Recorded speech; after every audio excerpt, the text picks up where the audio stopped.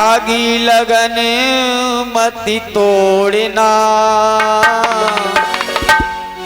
लागी लगन मति तोड़ना, मैया जी मोरी लागी लगन तोड़ना, मैया जी मोरी।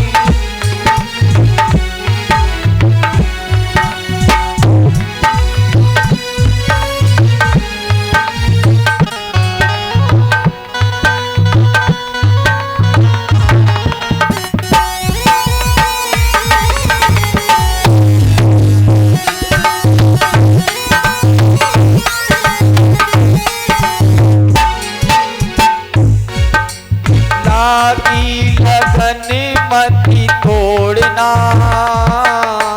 लागी लगन मति तोड़ना, मैया जी मोरी लागी लगन मति तोड़ना, मैया जी मोरी लागी लगन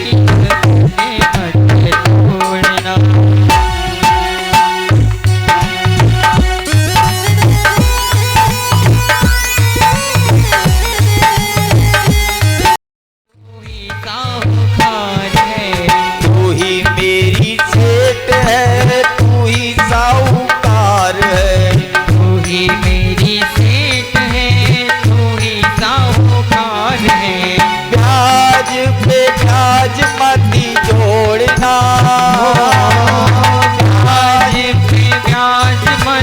तोड़ना। मैया जी मोरी लागी मति तोड़ना, मैया जी मोरी लागी मति तोड़ना।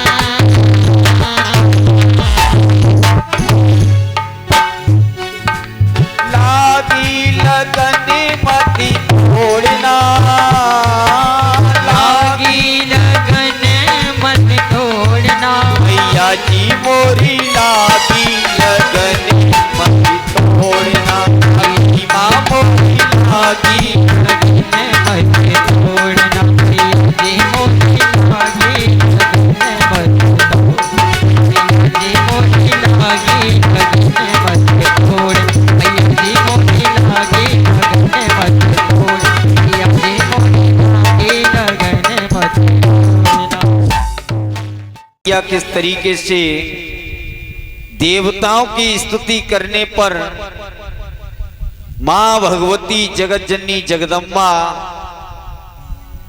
प्रकट होकर के देवताओं के सम्मुख आई। मां भगवती जगदम्बा ने अपने विराट स्वरूप से उस दैत्य महिषासुर का वध किया।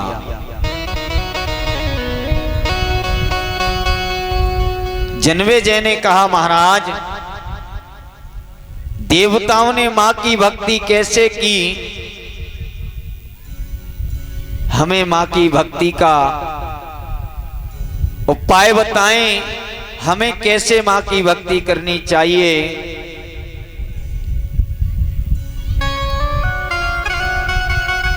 श्री सुखदेव जी श्री सूत जी महाराज समझाते हैं, हे जन्मेजय, सभी देवताओं ने मां की स्तुति की, मंगलाचरण किया। मां दुर्गा का दुर्गा चालीसा किया। देवताओं ने मिलकर के मां की आराधना की।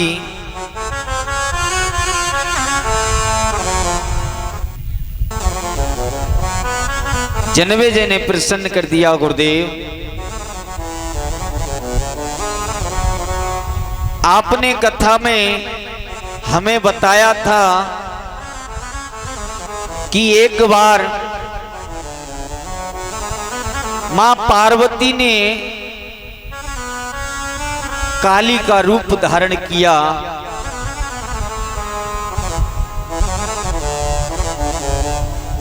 उन्होंने काली का रूप क्यों धारण किया, ये कथा हमें विस्तार से श्रवण कराएं।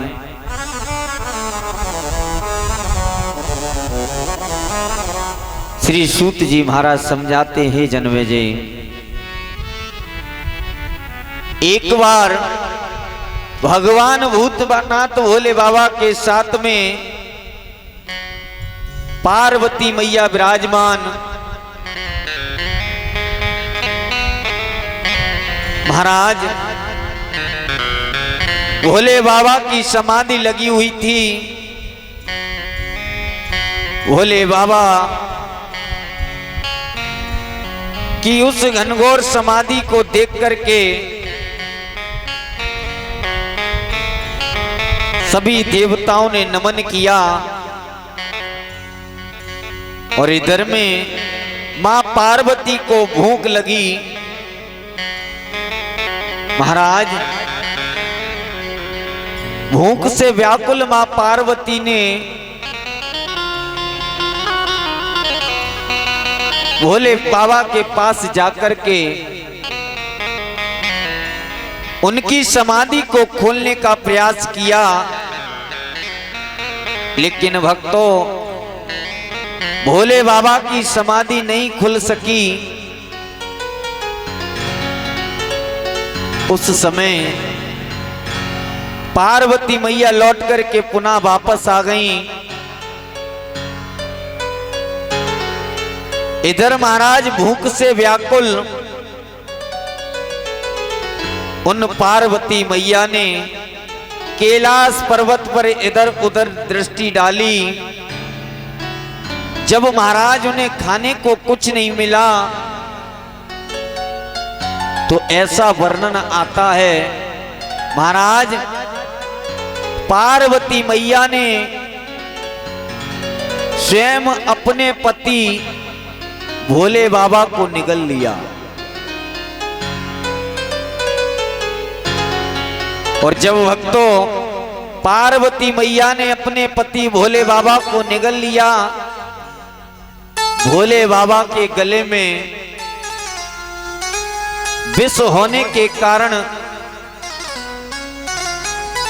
महाराज आज पार्वती मैया का शरीर जलने लगा और उनके शरीर से महाराज धुआं उत्पन्न होने लगा। इतनी तेजी से मां पार्वती का शरीर जलने लगा कि महाराज उनका शरीर काला पड़ गया। इधर में सभी देवता घबरा गए।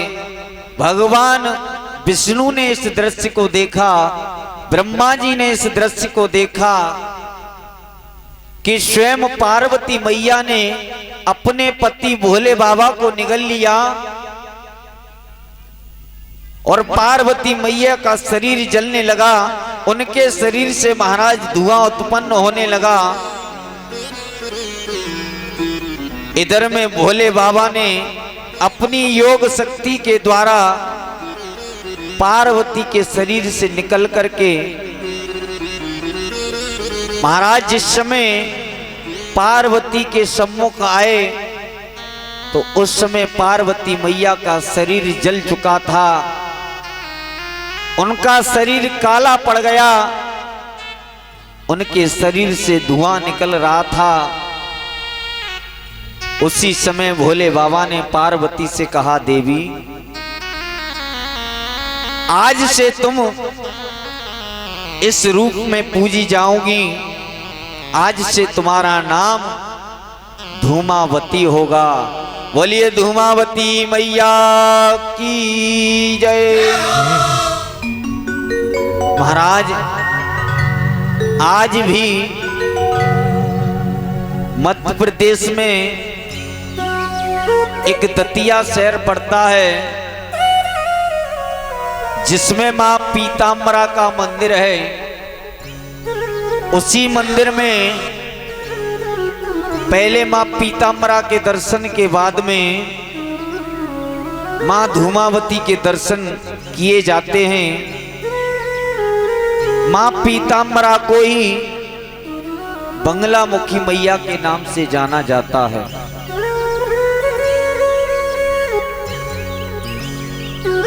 महाराज जिस समय सूत जी महाराज ने जन्मेजय को ये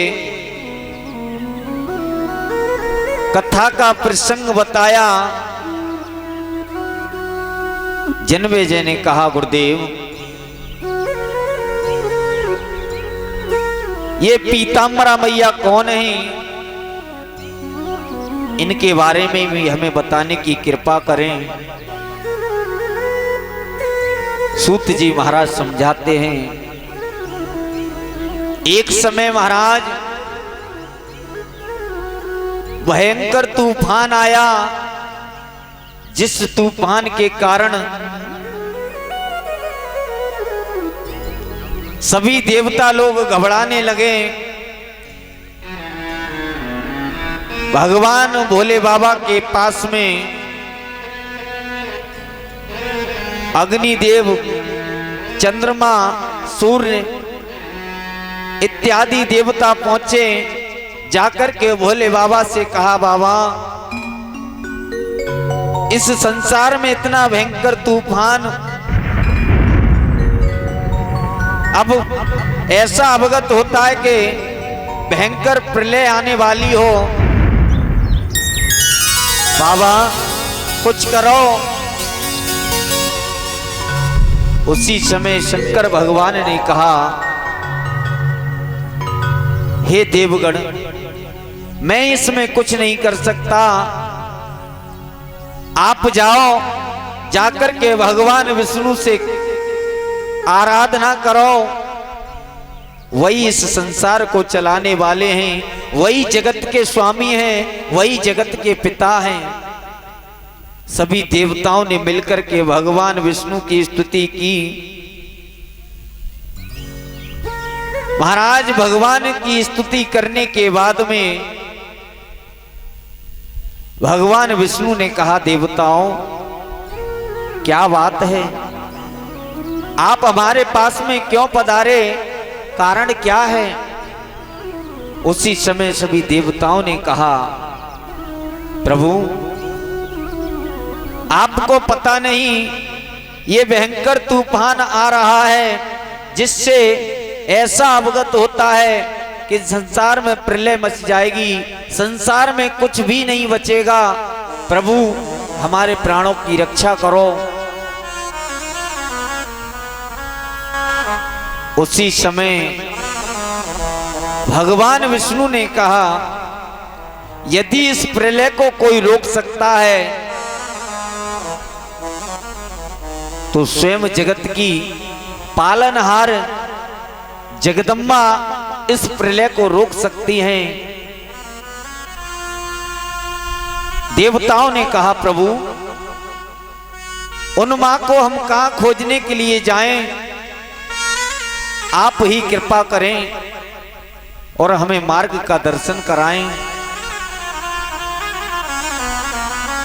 उसी समय भगवान विष्णु ने भोले बाबा की तरफ इशारा किया और भोले बाबा से कहा, तीनों लोकों के स्वामी हे देवादिदेव महादेव, आपने जगत जननी जगदम्बा को प्रकट किया है, कृपा करके मां भगवती को बुलाया जाए। उसी समय भगवान भूतनाथ भोले बाबा ने अपने दोनों नेत्रों को बंद किया और जब ध्यान लगा करके देखा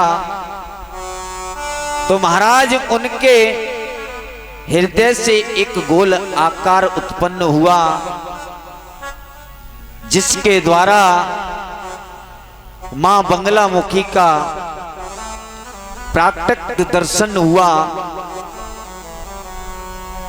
मां पीताम्बरा का सभी देवताओं ने दर्शन किया।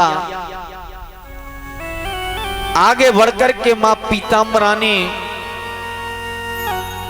अपनी योग शक्तियों द्वारा महाराज उस भयंकर तूफान को रोका। सभी देवता खुशी से प्रसन्न होकर के मां बंगलामुखी का मंगलाचरण करते हैं।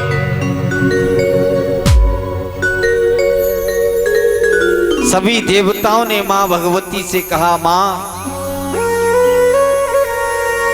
आप हमारे कहने से इस संसार में वास करो। महाराज सभी देवताओं के कहने से, मां की स्तुति करने से मां बंगलामुखी ने मध्य प्रदेश दतिया में एक सुंदर से स्थान पर अपना वास ग्रहण किया। भक्तों, आज भी उस दतिया में मां बंगलामुखी के नाम से और मां धूमावती के नाम से आज भी पूजा होती है। मां बंगलामुखी तंत्र विद्याओं में सबसे आगे मानी गई हैं। देवियों की महादश विद्याओं में से यदि कोई सबसे बड़ी विद्या है तो वो है मां बंगलामुखी। मां पीताम्बरा के नाम से जाने जाने वाली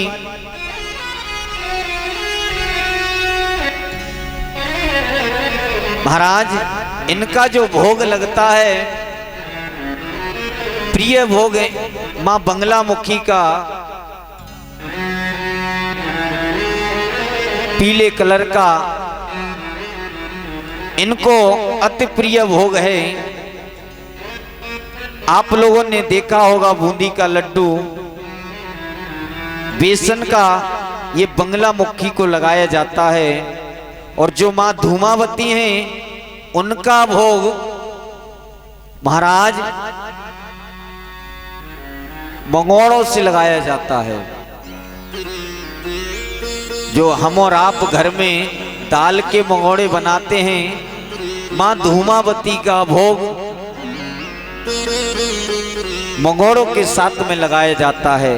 धूमावती पर कोई भी मिष्ठान नहीं चढ़ाता, वहां की ऐसी परंपरा है। हम भी कई एक बार दतिया में मां बंगलामुखी के मां पीताम्बरा के दर्शन करने के लिए गए हैं।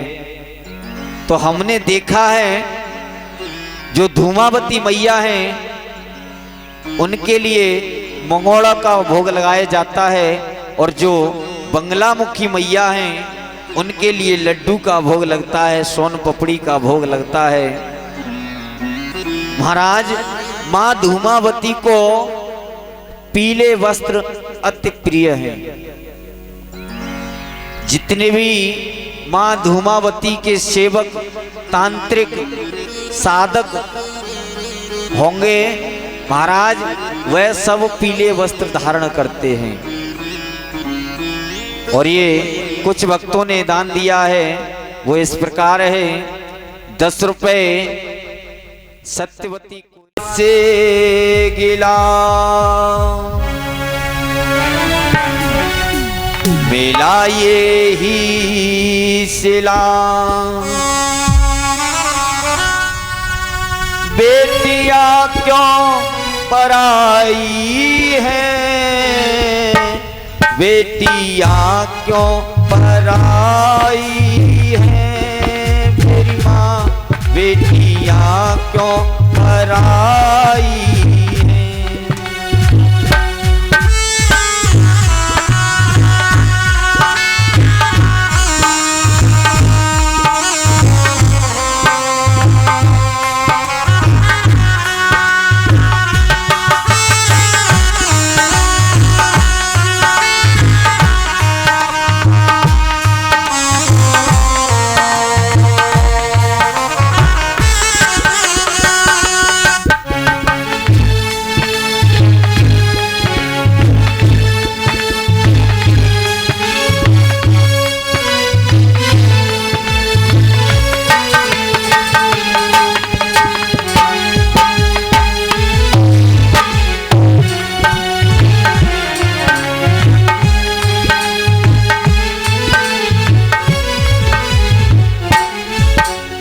बेटी कहती है, माँ इस संसार में यदि किसी के 4 पुत्र हो और संयोग बस एक बेटी हो तो ये दुनिया वाले अपने से जुदा क्यों कर देते हैं माँ, इसका कारण क्या है। बेटी अपनी माँ से पूछती है, माँ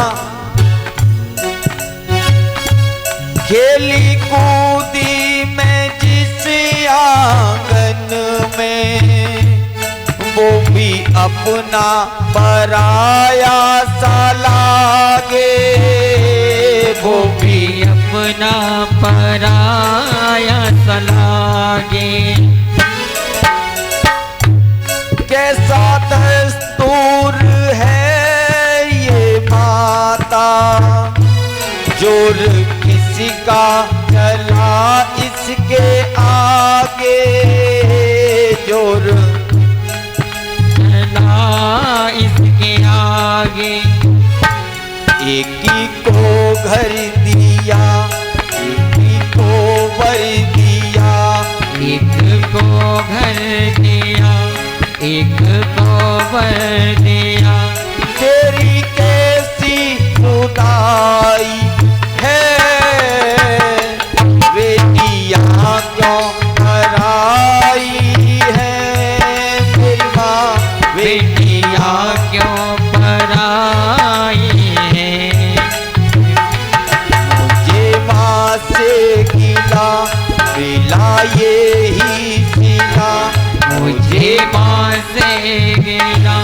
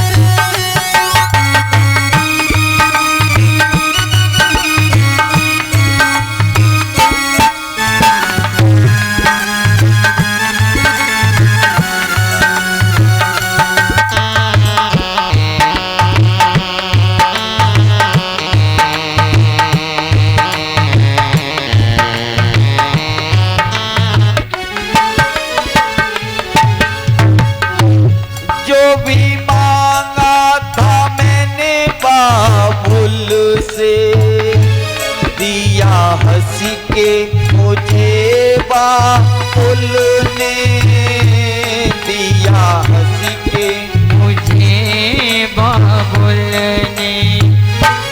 प्यार इतना दिया है मुझको, क्या बयां मैं करूं अपने मुख से, क्या बयां मैं कहूँ अपने मुख से। जिस घर में पली, जिस घर में पली उस घर से ही माँ, जिस घर में पली उस घर से ही माँ। ये कैसी विदाई है, बेटियाँ क्यों पराई है मेरी माँ, बेटियाँ क्यों पराई है। ये माँ से गिरा मिला ये सेना, मेरे माँ से गिरा मिला ये सेना। बेटियाँ क्यों पराई है, बेटियाँ क्यों पराई है।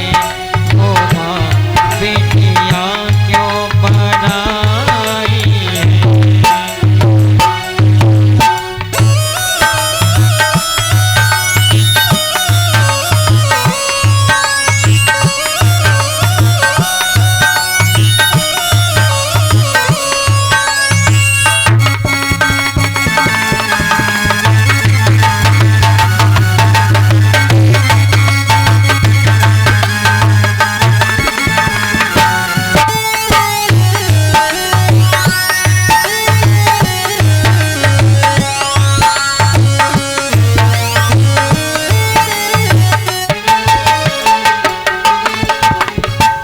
अच्छा घर सुंदर पर देखा माने, क्षण में कर दिया उसी के हवाले, क्षण में कर दिया उनके हवाले।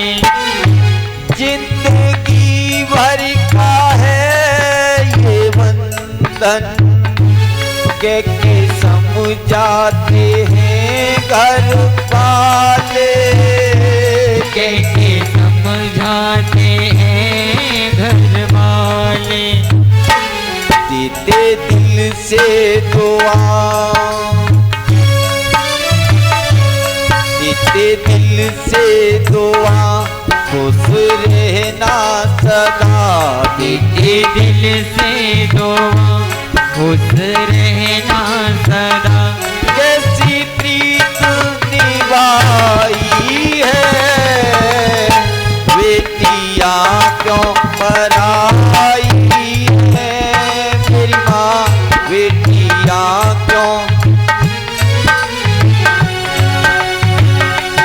मुझे माँ से गिला मिला ये ही सिला, मुझे माँ से गिला मिला ये ही सिला। बेटियाँ क्यों पराई है, बेटियाँ क्यों पराई है। बेटियाँ क्यों पराई है।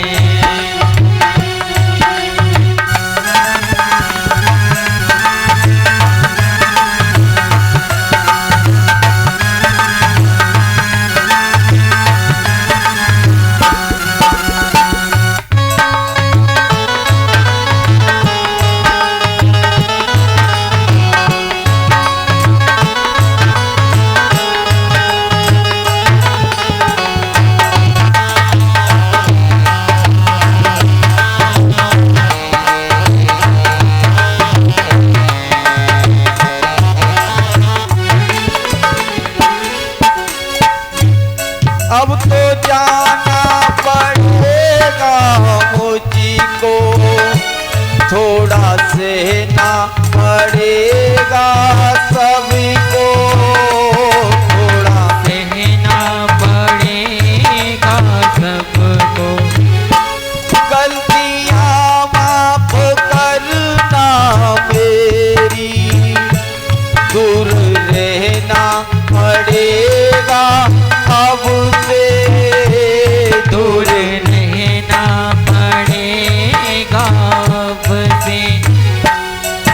अच्छा चलती हूँ माँ, अच्छा चलती हूँ माँ, अब गले से लगाए। अच्छा चलती हूँ माँ, अब गले से लगा। अच्छा चलती हूँ माँ, अब गले से लगाए। अच्छा चलती हूँ माँ, अब गले से लगा। बेटियाँ तो पराई है, बेटियाँ तो पराई है, मेरी माँ बेटियाँ तो पराई है। मुझे माँ से मिला मिला ये ही सिला, मुझे माँ से मिला मिला ये ही सिला। बेटियाँ तो पराई है, बेटियाँ तो पराई है, बेटियाँ तो पराई है। मुझे माँ से मिला मिला ये सिला, मुझे माँ से मिला मिला ये सिला, मुझे माँ से मिला मिला ये सिला। बोलिए जगत जननी जगदम्बे मात की जय। और ये कुछ भक्तों का दान आया है। जन्म देने वाली माँ है, जो अपने भक्तों पर कभी किसी प्रकार का दुख नहीं आने देती। ऐसी भगवती की अपार करुणामयी भक्तिमयी कथा श्रीमद् देवी भागवत। हे ऋषियों, इस कथा के प्रभाव से लाखों भक्तों के भंडारे भर गए और लाखों दुष्टों के भंडारे खाली हो गए। ऐसी है ये जगत जननी जगदम्बा, जिसकी आज हम और आप भक्तिमयी आनंदमयी रसमयी कथाओं का आनंद ले रहे हैं। सूत जी महाराज समझाते हैं, हे ऋषिगण, एक बार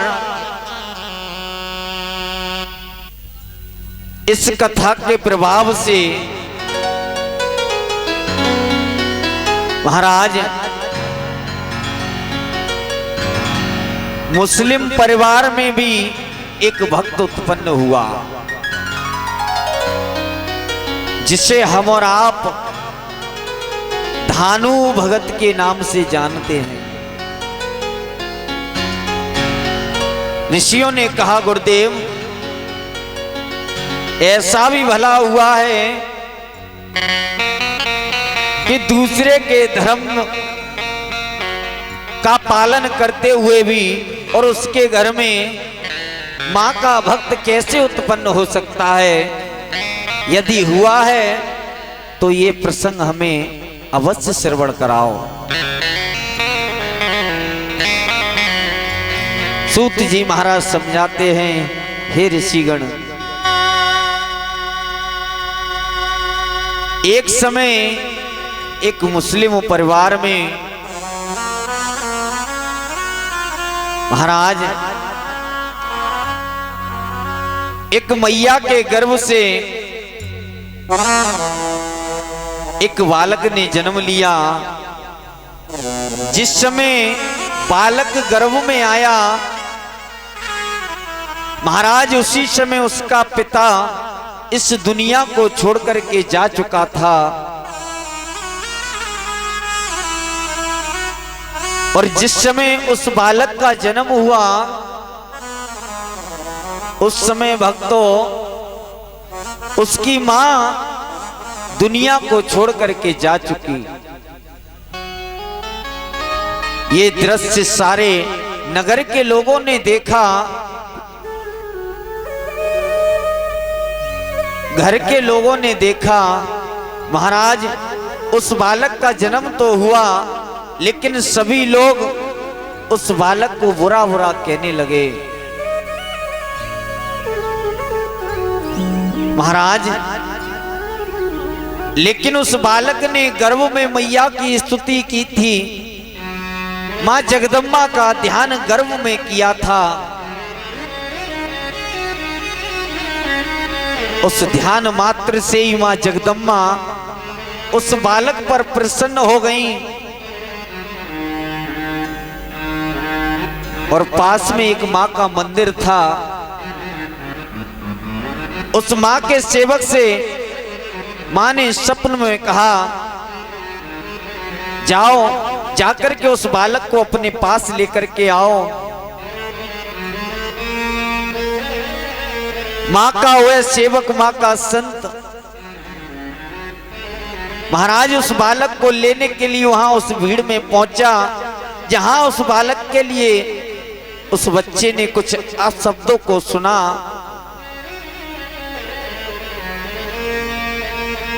सभी नगर के लोग उस बालक के लिए कह रहे थे, ये बालक दुर्भाग्य बालक है। जिस समय एक गर्भ में आया, इसने अपने पिता को खा लिया, और जिस समय इसका जन्म हुआ, इस संसार में आने से पहले इसने अपनी मां को खा लिया। ये पुत्र नहीं, ये कपुत्र है। इसको हम घर में नहीं रख सकते।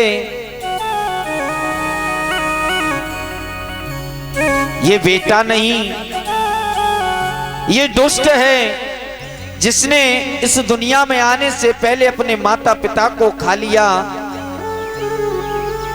ऐसे पुत्र को हम अपने घर में नहीं रख सकते। ऐसा कहकर के महाराज उसके परिवार वालों ने उस बच्चे को लेने से इनकार कर दिया। मां के सेवक ने आगे बढ़कर के उस बच्चे को अपनी गोदी में ले लिया।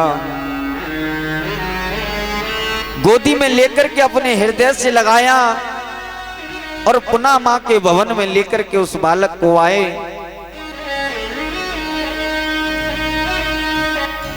मां के सेवक ने सोचा इसका नाम क्या रख दिया जाए। बहुत सोचने के पश्चात उसकी समझ में आया, क्यों ना मैं इसका नाम मां से पूछूं। उस भक्त ने मां की आराधना की। महाराज आकाश से आकाशवाणी हुई,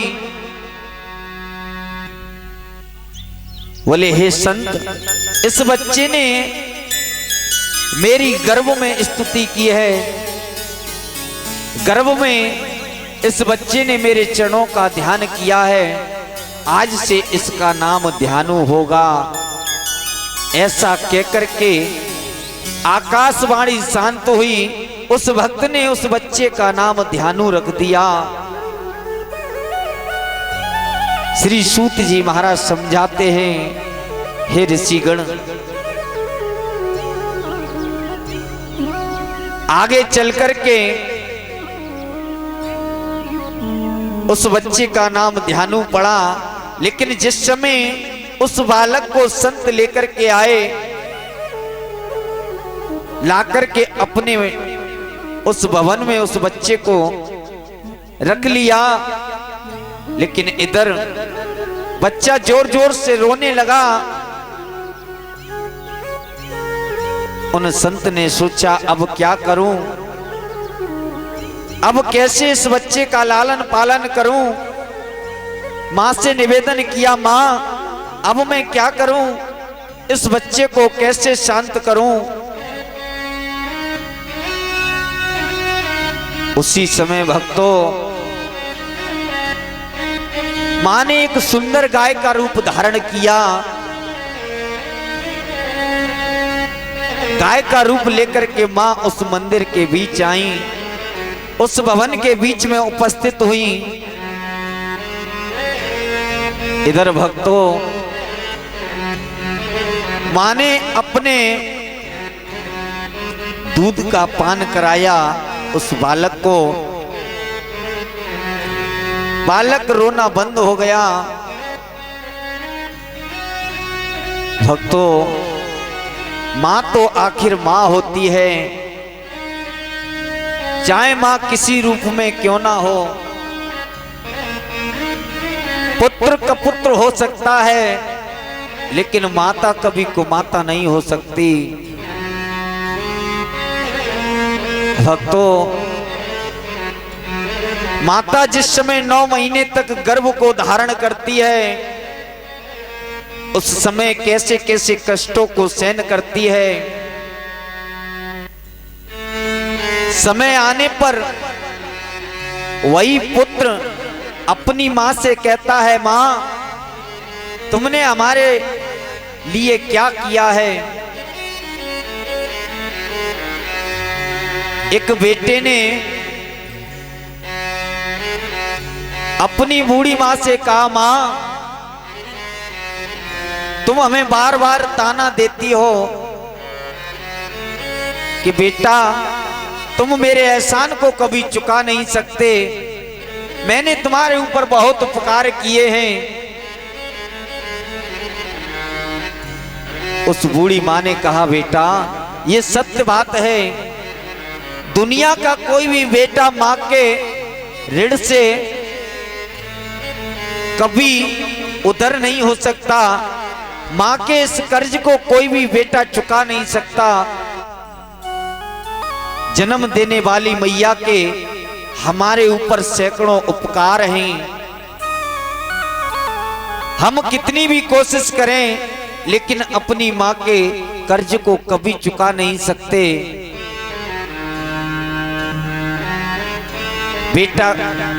बेटा मां से कहता है, मां तुमने हमारे ऊपर क्या उपकार किए हैं, आप रोज रोज हमारे ऊपर ताना देती हो।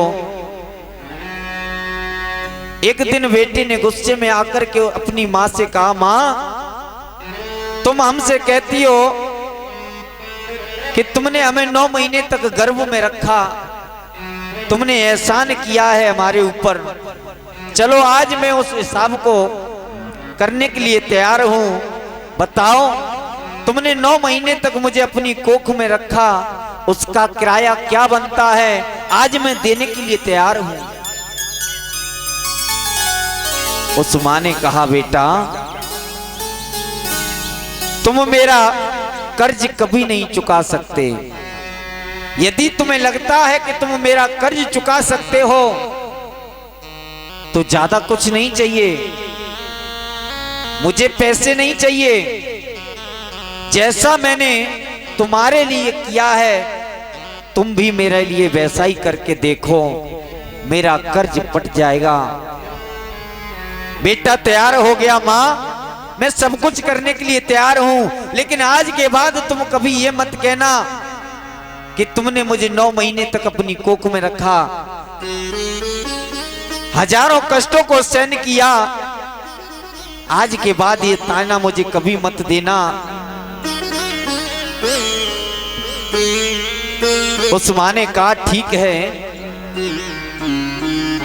बेटा ने कहा, मां ये कर्ज चुकाने के लिए मुझे क्या करना होगा, बताओ, आदेश करो। उस मां ने कहा, बेटा ज्यादा कुछ नहीं करना। बोले आज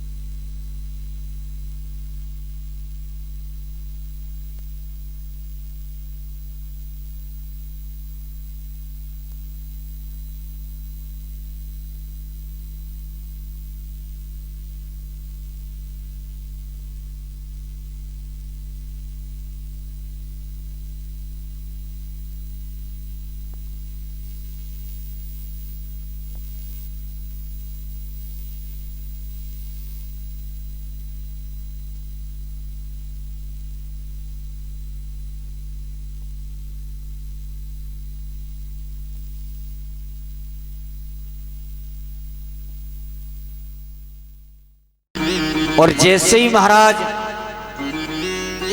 आधी रात का समय हुआ, माँ ने बेटा से कहा, बेटा बेटा जरा उठो, मुझे प्यास लग रही है, एक गिलास पानी ला करके दो। बेटा खड़ा हुआ, नींद में इधर उधर हिलते हुए बेटे ने जाकर के एक गिलास पानी भर करके मां को ला करके दिया। मां ने पानी पी लिया, पुनः बेटा फिर से सो गया। और जैसे ही बेटे की आंख लगी, मां ने फिर से आवाज लगाई, बेटा मुझे एक गिलास पानी ला करके दो। बेटा फिर से खड़ा हुआ, मां को एक गिलास पानी ला करके दिया। इधर मां ने आधा गिलास पानी पिया और आधा गिलास पानी लेकर के महाराज बिस्तर पर डाल दिया। जैसे ही बेटा लेटने के लिए तैयार हुआ, उसने देखा कि मां ये तुमने क्या किया, ये बिस्तर में गीला कर दिया, अब मैं सोने के लिए कहां जाऊंगा। उसी समय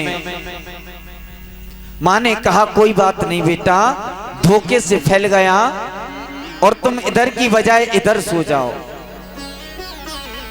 आज बेटा सो गया और जैसे ही बेटे की आंख लगी, मां ने फिर से कहा, बेटा मुझे एक गिलास पानी ला करके दो, मेरा गला प्यास से सूख रहा है।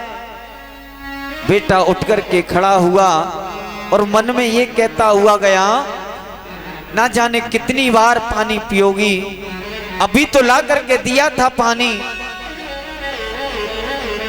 इधर बेटे ने पानी ला करके दिया, मां ने उसमें से थोड़ा सा पानी पिया और जिस जगह सूखा था उस जगह मां ने उस बिस्तर पर पानी फैला दिया। और जैसे ही बेटा लेटने के लिए तैयार हुआ, बेटा ने हाथ रख करके देखा, बोले ये क्या किया मां, तूने सारा बिस्तर गीला कर दिया, तेरा दिमाग खराब है, मैं अब आधी रात में कहां जाऊं, कैसे सोऊं, क्या करूं। उसी समय उस बूढ़ी मां ने बेटे की कलाई को पकड़ लिया, बेटा अभी तो आधी रात व्यतीत हुई है और इस आधी रात के समय ये बिस्तर गीला है, तू गीले बिस्तर पर सो नहीं सकता, लेकिन सोच मैंने तेरे लिए कितनी रातें इसी तरीके से गीले बिस्तर पर बिताई हैं, तूने कभी सोचा है। तू तो आज की रात सोने के लिए मना कर रहा है और मैंने तेरे लिए ना जाने कितनी रात इस तरीके से गीले बिस्तर पर सोकर के काटी। मैंने तुझे सूखे में सुलाया, स्वयं गीले में सोई। अगर तूने पूरा बिस्तर गीला कर दिया तो उस समय मैंने तुझे अपने सीने पर सुलाया, लेकिन मैं गीले में सोती रही। बेटा ने खड़े होकर के मां के चरणों को पकड़ लिया, मां मुझे माफ कर दो, मुझसे बहुत बड़ी गलती हुई। मैं क्या संसार का कोई भी बेटा अपने मां के कर्ज को चुका नहीं सकता, मां के ऋण से कभी भी दूर नहीं हो सकता। मां मुझे क्षमा करो, मां तो मां है, मां जैसी इस दुनिया में और कोई चीज नहीं।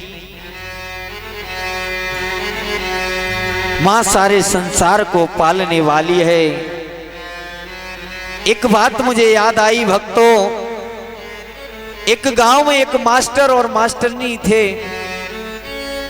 महाराज दोनों सरकारी टीचर थे। उनके यहां पर दो पुत्रों ने जन्म लिया। लाड़ और प्यार के साथ में दोनों पुत्रों को पाल करके बड़ा किया। महाराज उनकी खूब अच्छे से पढ़ाई कराई। पढ़ाई संपन्न होने के बाद में दोनों पुत्रों का विवाह संपन्न हुआ। महाराज संयोगवश दोनों पुत्रों की जॉब लग गई। महाराज छोटे बेटे की जॉब लंदन में लग गई और बड़े बेटे की जॉब पेरिस में लग गई। दोनों बेटे अपनी अपनी धर्म पत्नियों को लेकर के विदेश चले गए। महाराज धीरे धीरे समय व्यतीत होता गया। इधर दोनों पति पत्नी मास्टर और मास्टरनी महाराज रिटायर होकर के घर पर रहने लगे। दौलत का कोई ठिकाना नहीं, अपार दौलत है, लेकिन उस दौलत को बरतने वाला कोई नहीं। महाराज मास्टर जी के मन में एक दिन एक विचार आया। अपनी धर्मपत्नी से कहा, हमारे पास में धन बहुत है, इसको खर्च करने वाला हमारे पास कोई नहीं, क्यों ना दोनों बेटों को और दोनों पुत्र वधू को यहां पर बुला लिया जाए। अब हम अपना पूरा जीवन बचा हुआ अपने परिवार के साथ व्यतीत करना चाहते हैं। ऐसा सोचकर के दोनों लोगों ने निर्णय लिया और सबसे बड़े लड़के के लिए फोन किया जो पेरिस में था। आज वह पिता थोड़ा निराश हुआ। छोटे बेटे के लिए फोन किया, जिस समय लंदन के लिए फोन किया।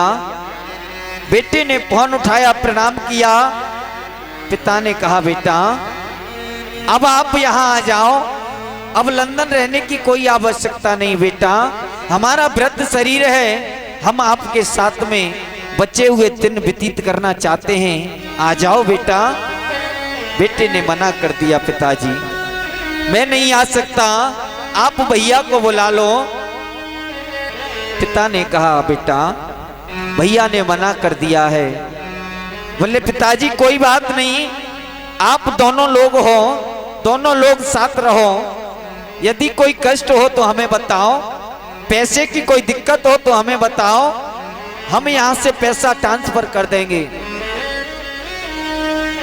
पिता ने कहा, बेटा कोई बात नहीं।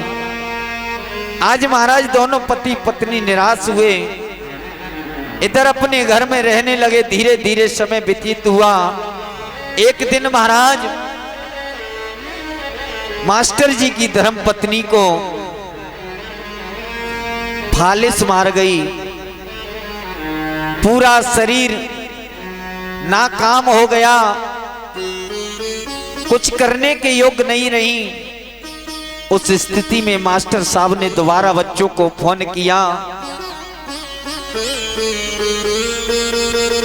बड़े बेटे से कहा, बेटा तुम्हारी मां को फालिस मार गई है, लकवा मार गया है, आ जाओ, आकर के अपनी मां की सेवा करो। बेटों ने मना कर दिया। धन्य हैं ऐसे पुत्र। मास्टर जी ने छोटे बेटे को फोन किया, उन्होंने भी मना कर दिया। उस कष्ट की घड़ी में बेटों ने सहारा नहीं दिया। आज महाराज वह मास्टर अपनी धर्म पत्नी की सेवा करने लगे। सुबह 5 बजे उठते हैं, महाराज पूरे घर का कार्य करते हैं। इसी तरीके से समय व्यतीत कर रहे थे। महाराज फालिस मार जाने के कारण उनकी धर्मपत्नी मुंह से बोल नहीं सकती, पैरों से चल नहीं सकती, चारपाई से उठ नहीं सकती। ऐसी स्थिति में बेटों ने मना कर दिया। धीरे धीरे समय व्यतीत हुआ। एक दिन महाराज आधी रात्रि के समय मास्टर जी ने बैठकर के दोनों बेटों को याद किया, चिंतन किया, सोचने लगे परमात्मा तूने मुझे ऐसी संतान क्यों दी? ऐसी संतान से अच्छा तो मुझे संतान ही ना होती, जो अंत समय में हमारी सेवा नहीं कर सकती। ऐसी संतान से क्या फायदा? महाराज आंखों से अक्षपात होने लगा और ये सोचकर के मास्टर जी को आज भक्तों एकदम से सीने में दर्द उठा और उन्हें अटैक पड़ गया। अटैक के कारण महाराज जिस बिस्तर पर सोए हुए थे, लेटे हुए थे, उसी बिस्तर पर महाराज हमेशा के लिए सो गए। इधर जैसे ही सुबह हुआ, घड़ी में 5 बज गए। धर्म पत्नी ने सोचा अभी मेरे पति उठे नहीं। 6 बजे, 7 बजे, धीरे धीरे महाराज दिन के 8 बज गए। लेकिन मास्टर साहब को जब उनकी पत्नी ने नहीं देखा, चिंता में पड़ गई। जैसे तैसे उस बूढ़ी मैया ने लाख प्रयास करने के उपरांत अपनी चारपाई से करवट ली और महाराज जमीन पर गिरी। जैसे तैसे खिसक करके अपने पति के पास पहुंची, देखा उनका पति इस संसार को छोड़ करके जा चुका है। महाराज ना बोलने के कारण आज इतनी सामर्थ्य नहीं कि वो मैया अपने मुख से कुछ कह सके। घर के दोनों दरवाजे बंद हैं। मैया ने जैसे तैसे महाराज टेलीफोन पर अपना हाथ रखा। मास्टर जी ने शाम को ही अपने पड़ोसी से बात की थी। उस फोन में डायल नंबर पड़ोसी का था। मैया ने प्रयास करने के बाद में पड़ोसी को फोन किया। पड़ोसी ने फोन को उठाया, हेलो हेलो करके आवाज लगाई, लेकिन उस मैया में इतनी सामर्थ्य नहीं कि फोन पर बात कर सके। धन्य है परमात्मा, आज मैया ने फोन को रख दिया। पड़ोसी ने सोचा कि ये फोन हमारे पड़ोसी का आया है, मास्टर जी के घर से आया है, क्या बात है। इधर उस मैया ने भी अपने प्राणों को त्याग दिया। महाराज दिन के 12 बज गए, मास्टर जी के घर का दरवाजा नहीं खुला। पड़ोसी ने आकर के देखा दरवाजा अंदर से बंद है। महाराज पड़ोसी ने पुलिस वालों को फोन किया। पुलिस फोर्स के साथ में आई, आकर के दरवाजा खोला तो देखा कि अंदर दोनों मास्टर और उनकी धर्मपत्नी मरे पड़े हैं। महाराज उनके बेटों के लिए फोन किया। बेटों ने कहा चाचा जी क्या बात है, सब ठीक है? माँ और पिताजी के क्या हाल हैं? आज आपने फोन कैसे किया? हमारी माँ और पिता ठीक हैं। उस पड़ोस के चाचा ने कहा बेटा तुम्हारे माँ और बाप अब तक तो ठीक नहीं थे।